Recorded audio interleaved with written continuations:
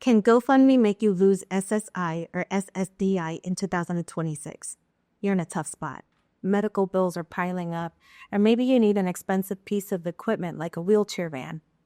A friend suggests starting a GoFundMe, and it sounds like a lifeline. People want to help, and finally, there's some hope. But for millions of Americans, especially for those on Social Security, that act of kindness can turn into a financial nightmare if it's handled the wrong way. Accepting that money can pause, reduce, or even cancel monthly benefits. Here's the key thing most people don't realize. What happens depends entirely on which type of Social Security you receive. There are two completely different rule books, and confusing them is where people get hurt. Today, I'm going to explain the two systems you need to understand, the 2000 trap that catches a lot of people off guard, and the 3 safer ways you may be able to accept help without losing your benefits. Therefore, we go further. Let's clear up the biggest source of confusion. There are 2 very different categories of Social Security benefits. The first category includes Social Security retirement, survivor benefits, SSDI, and disabled adult child benefits.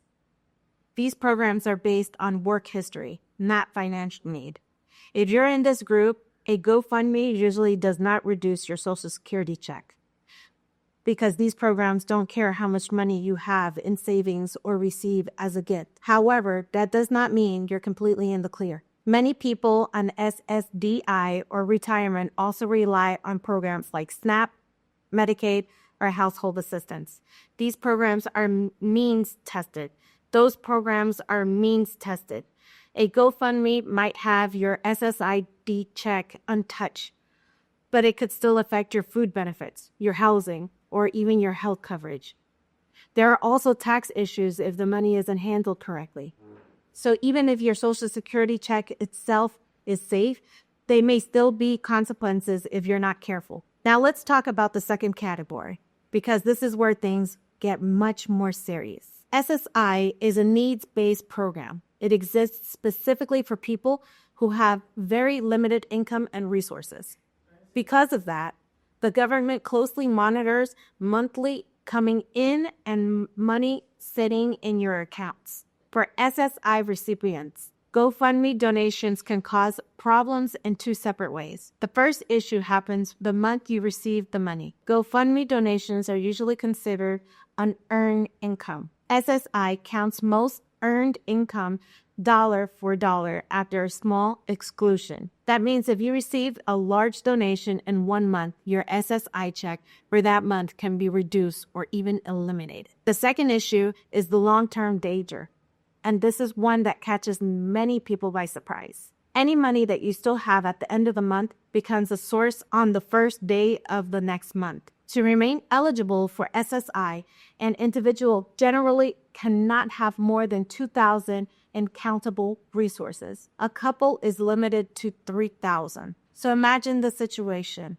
A fundraiser raises 5,000 to help with the emergency expense. The money hits your bank account. Your SSI is reduced or stopped for that month because of the income. Then if you don't spend the money quickly enough, you may be over the resource limit next month. That could cause your SSI and often Medicaid to be suspended until you spend down below the limit. In other words, you may be forced to spend the money just to get your benefits back, leaving you straight where you started. A lot of people think, I'll just have a friend run the GoFundMe and keep the money in their account. Unfortunately, that could still backfire. There are no perfect, clear rules when somebody else holds the money and pays expenses on your behalf. If the money is used to pay for shelter or utilities, it could still count as in-kind support and maintenance and reduce your SSI.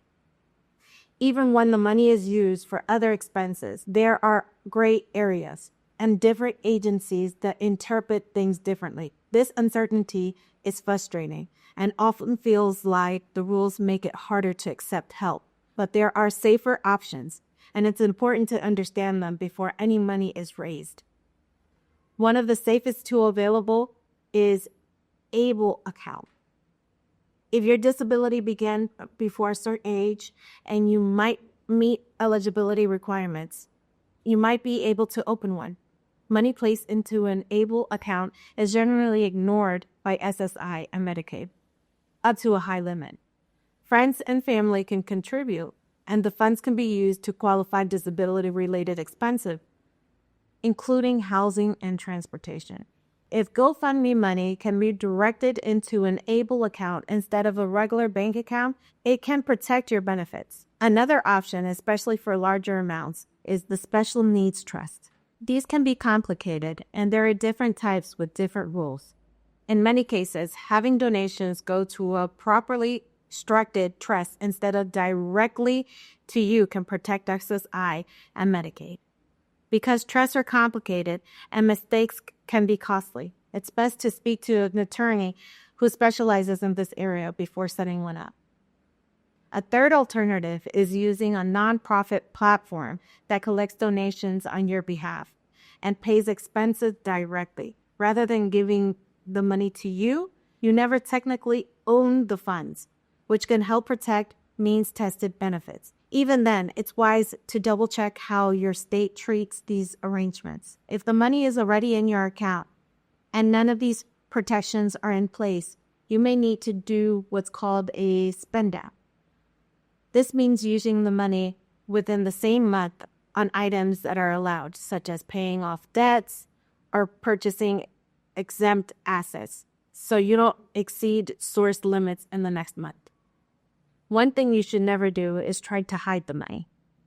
Crowdfunding platforms may issue tax form in certain situations, and agencies can discover unreported income through data matching. When this happens, people can hit a large overpayment notices months or even years later. You're on SSI. Changes in income and resources must be reported promptly. Failing to do so can create serious problems down the road. The bottom line is this. If you're on SSI, GoFundMe requires careful planning. A blessing can easily become a burden if the rules aren't understood. If you're on SSDI or retirement, or your Social Security check itself is usually safe, but other benefits can still be at risk. Understanding the difference gives you the power. It allows you to accept help in a way that doesn't cost you your stability. Thank you for watching. I'll be back soon with more clear explanations to help you protect your benefits and make informed decisions.